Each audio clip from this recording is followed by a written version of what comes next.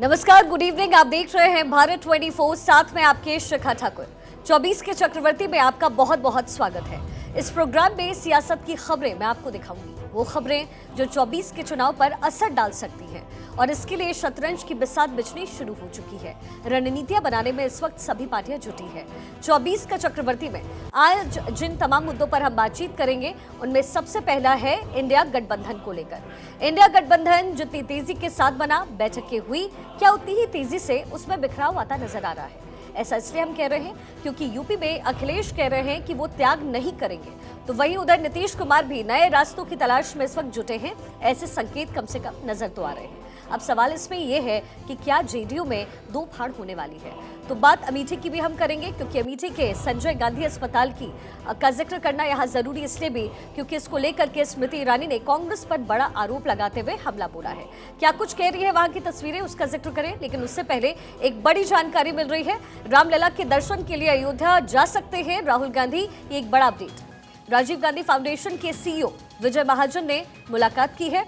राम जन्मभूमि मंदिर के मुख्य पुजारी से भी मुलाकात हुई। राम जन्मभूमि मंदिर दर्शन पर यहां चर्चा की गई है। प्राण प्रतिष्ठा से पहले या फिर बाद में राहुल गांधी अयोध्या जा सकते हैं।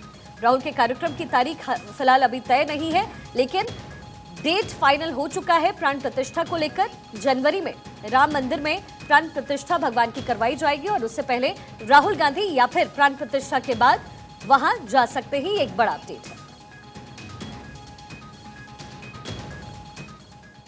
नीतीश कुमार इंडिया गठबंधन से अलग होने वाले हैं। क्या नीतीश कुमार अलग रास्तों के बारे में इस वक्त सोच रहे हैं? अब ऐसा इसलिए है क्योंकि इन दिनों नीतीश बाबू इंडिया गठबंधन के रास्तों से दूरियां बनाते हुए नजर आ रहे हैं। लेकिन ऐसा क्यों है, उस पर भी बातचीत करेंगे। लेकिन उससे पहले कुछ जरूरी सवाल है जो नीतीश कुमार को लेकर के पूछना बेहद जरूरी है। सबसे बड़ा सवाल और अहम सवाल है कि क्या नीतीश कुमार का इंडिया से मोह भंग अब हो चुका है? पीएम प्रत्याशी घोषित न होने से क्या नीतीश बाबू नाराज हैं? अपनी ही पार्टी को क्या वो नहीं संभाल पा रहे हैं? चौथा बड़ा सवाल कि सीट शेयरिंग पर क्या बिहार में सहमति अब तक बन नहीं पाई है? और पांचवा और आखिरी सवाल है कि यूपी से चुनाव ना लड़ाए जाने पर क्या नीतीश बाबू इस वक्त नाराज हैं? क्या वो खफा है?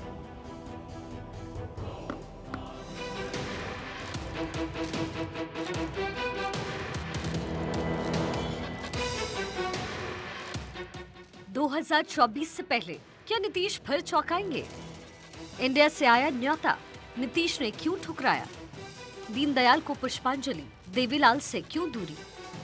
आईएनएलडी के चीफ अभय चौटाला ने हरियाणा के कैथल में देवीलाल की 110वीं जयंती समारोह के कार्यक्रम में आने के लिए बिहार के सीएम नीतीश कुमार को न्योता भेजा, लेकिन नीतीश कुमार निमंत्रण के बावजूद नहीं गए। आईएनएलडी नेता गठबंधन का हिस्सा है, इसके बावजूद नीतीश नहीं गए। लेकिन पटना में दीनदयाल उपाध्याय के जयंती समारोह में नीतीश कुमार शामिल हुए। ऐसे में सवाल है कि क्या नीतीश कुमार फिर से नए रास्ते खोल रहे हैं? बात सिर्फ इतनी सी नहीं है, बात ये भी है कि क्या जेडीयू में ही टूट पड़ गई है, क्योंकि अशोक चौधरी और ललन सिंह में खुली अदावत की खबरें भी सामने आ रही है। पंडित दीनदयाल के जयंती समारोह में शामिल हुए। G20 डिनर में प्रधानमंत्री मोदी से गर्मजोशी से मिले। शरद पवार के घर मीटिंग में शामिल नहीं हुए ललन सिंह। मोदी सरकार ने बिहार को 3,884 करोड़ रुपए रिलीज किए। जब नीतीश कुमार से कैथल न जाने पर सवाल पूछा गया तो उन्होंने जो जवाब दिया वो दिलचस्प है। वहीं खुद के एनडीए में जाने की चर्चाओं पर नीतीश ने कह दिया कि मैं चर्चाओं पर ध्यान नहीं देता। हम तो कितना जगह जाते हैं, सब जगह जाते रहते हैं, कोई बात तो थोड़ी। तो जहाँ जाना होता वहाँ जाते ही, ऐसा तो कोई बात नहीं। वो सब कोई बात नहीं, कोई बात हो तो बोलिए। क्या फालतू बात छोड़िए ना भाई, किसको क्या चर्चा करते रहना है। आप जान रहे हैं कितना बात अपोजिशन को एकजुट करने में हम लगे रहे, अब कितना बड़ा उपलब्धि हो रही है, कितना बड़ा काम हो रहा है, कौन क्या करता रहता है, उससे हमको क्या नजर है।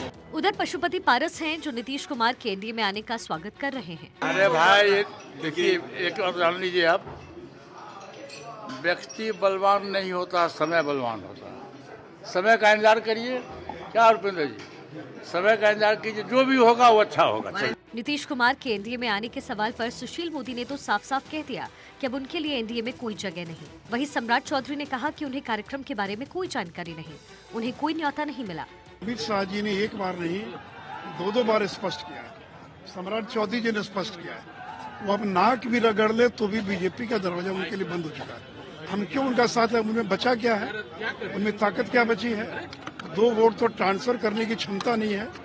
2020 के विधानसभा चुनाव में वो 24 पर क्यों सिमट गए? अगर नरेंद्र मोदी जी ने जनता दल यू के लिए प्रचार नहीं किया होता तो 44 सीट भी नहीं आती। तो अब तो वो एक राजनीतिक बोझ हो चुके हैं, चाहे वो राष्ट्रीय जनता दल हो, कांग्रेस हो। देश के यशस्वी गृह मंत्री जी ने, पार्टी के राष्ट्रीय अध्यक्ष जगत प्रकाश नड्डा जी ने स्पष्ट तौर पर कहा है, नीतीश कुमार जी के लिए अब कोई एंट्री नहीं है। भारतीय जनता पार्टी जानती है अब नीतीश कुमार के पास कुछ नहीं बचा। अब अटकलों का दौर तेज हो गया है कि क्या नीतीश कुमार 2024 से पहले पाला बदल लेंगे, क्योंकि नीतीश कुमार इंडिया गठबंधन से लगातार दूरी भी बना रहे हैं। तो जेडीयू की तरफ से नीतीश को पीएम पद का प्रत्याशी प्रोजेक्ट करने की मांग भी तेज है। Bureau report, Bharat 24। और चलिए इसी के साथ 24 के चक्रवर्ती में फिलहाल वक्त एक बहुत छोटे से ब्रेक का, फौरन होंगे हाजिर।